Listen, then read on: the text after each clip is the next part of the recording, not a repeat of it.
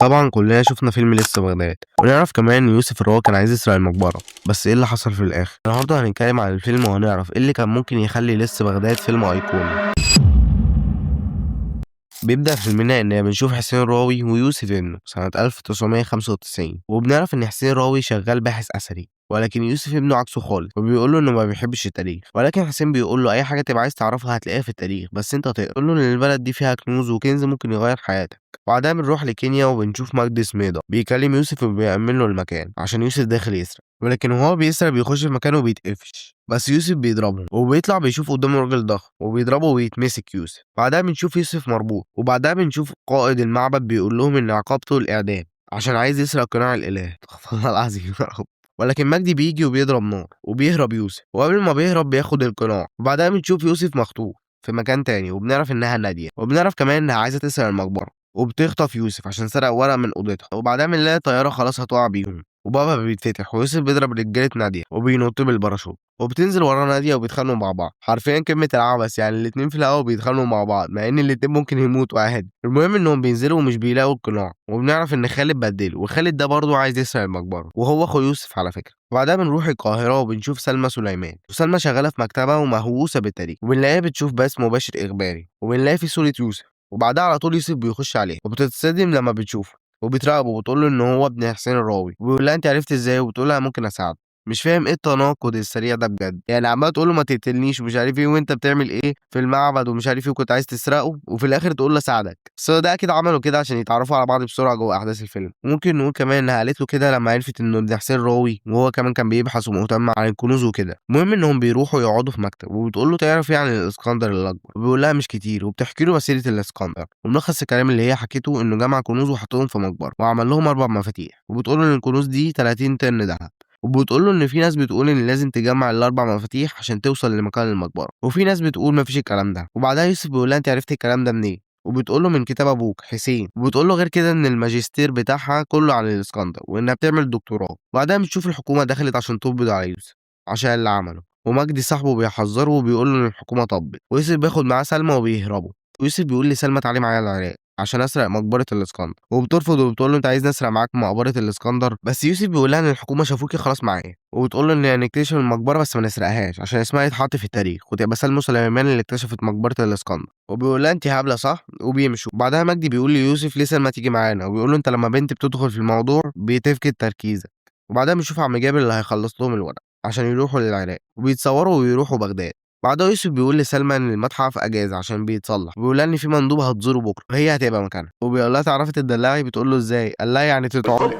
وبعدها بنشوفها رايحة تتدلع، وما تشوفش وحش بجد لأن مفيش أوحش من كده، ده مش دلع ده تسلخات على رأيهم. المهم إنهم بيخشوا المتحف، ولكن خالد بياخد الخوذة قبلهم وبيسيب لهم تليفون، ويوسف بيكلمه وخالد بيقول له هرب، وخالد بيروح يقول للأمن إنهم نصابين وبيخش عليهم الأمن ويوسف بيضربهم. وبعدها بنشوف رجالة نادية بيجروا ورا يوسف، وفي جانب تاني بنشوف ناس بموتوسيكلات بيجروا ورا خالد. وبعدها يوسف بيخش على العربية وبيضرب رجالة نادية، وبنشوف خالد بيعرف يهرب من الموتوسيكلات. وبعدها العربية بتتقلب بيهم، وبيجي واحد عشان يقتل يوسف، وخالد بيجي يخبطه بالعربية وبيتصور معاه اسطول رايق الفنان والله. المهم نرجع لاحداث الفيلم. بنشوف نادية بتقول لخالد يديها المفتاح اللي خده من كينيا، وفي جانب تاني بنشوف سلمى ومجدي ويوسف، وبيقول لها يوم لما رحنا كنا عارفين اننا مش لوحدنا اللي بندور على المقبرة. وبنعرف ان يوسف راح قبل خالد وحط له جهاز تتبع عشان لما خالد يجي يسرقها يوسف يعرف هي فين. وفعلا خالد بيسرق الخوذة ويوسف بياخد المفتاحين. وبعدها يوسف بيقول لسلمى ترجم اللي على المفتاح، وبتقول له ترجمة الملك الشجاع، وبتقول له اكيد ده ملك الهند، وبتحكي له على المسيرة تاني. والاهم في اللي هي قالته ده ان ملك الهند اداله تمثال فيل هندي، وبيقول لها نلاقيه فين، بتقول له في اسبانيا. وبعدها يوسف بيقول لها اللعبة بدأت تصعب عليكي فكفايه عليكي كده وما تكمليش. ولكن سلمى بتقول له انا جايه معاك. انا بجد هموت واعرف ليه اتفاجئوا دلوقتي بسلمى مع انها عادي هي يمكن عشان عرت نفسها شويه، يعني مش فاهم بجد. وبيروح يوسف يرقص معاها وبيبان كده انه حبها بجد. وبعدها عيسى بيخش يضرب يوسف وبتدور خناقه ما بينهم. مصطلح انا حبيت دور احمد العوضي في الفيلم ده. هتقولي ازاي ده يعتبر ما اتكلمش؟ هقول لك اكتر حاجه عجبتني بجد وبتموتني ضحك لما يبقى محمد امام قاعد في حاله ومره واحده يجي العوضي ويضربه، والله كنت بموت ضحك مش عارف ليه الصراحه. انا اسف اني خرجت بره اطار الفيلم.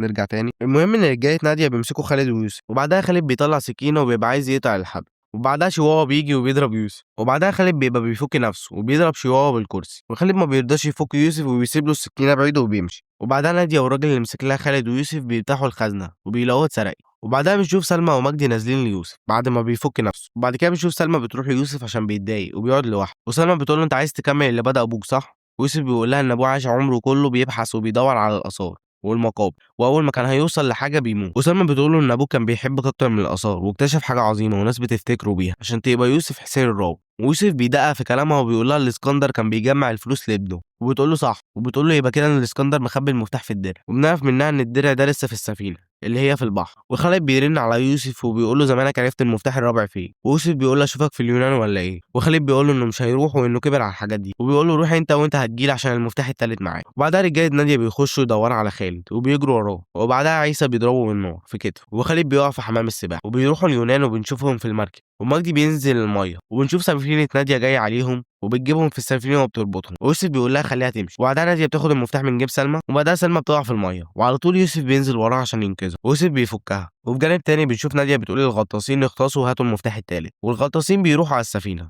وبيبقى وراهم يوسف، ويوسف بيقتل واحد منهم، وبعدها قرش بيعدي صح ولا لا، بس يوسف قال وانا مت من الضحك هنا الصراحه. وبعدها بيجي قرش تاني وبياكل الغطاس التاني، والمشهد ده عبثي شويه الصراحه، يعني القرش هياكل واحد وهيسيب التاني عادي كده، حاجه عبثيه الصراحه، بس ده حصل عشان يسرعوا الاحداث، وطبيعي ان البطل مش هينفع يموت يعني، وممكن نعديها لهم ونقول ان القرش كده الغطاس عشان اقرب له. ويوسف بيخلص وبيركب المركب مع مجدي، وفي جانب تاني بنشوف يوسف وسلمى قاعدين مع بعض، وسلمى بتقول له انها هترجع مصر خلاص، بس يوسف بيقول لها مش هنرجع غير لما نوصل للي احنا بدأناه، وبتقول له عشان ده اللي ابوه كان نفسه فيه، وبيقول لها لا عشان ده اللي نفسك فيه. وهنا بنشوف تحول في شخصية يوسف، انه حبها بجد ودلوقتي ما بقاش عايز يسرق، بقى عايز يستكشف في التاريخ معاها. وبنشوف نادية قاعدة ومعاها يوسف، ويوسف بيقول لها عندي ليكي عرض، وهي بتقول له مش عايزاه، كده كده اللي بعوزه بوصل له. وبنشوف خالد داخل عليهم وبيقول لها مش دايما، وبنعرف انه ما ماتش. خالد بيدخل دخله جامده قوي وبيقول لها انه معاه المفتاح، ويوسف معاه المفتاح التالت، ويوسف بيقول له ان المفتاحين معاها، وناديه بترفع عليه السلاح وهو بيرفع عليها سلاح، ويوسف بيرفع عليهم سلاحين.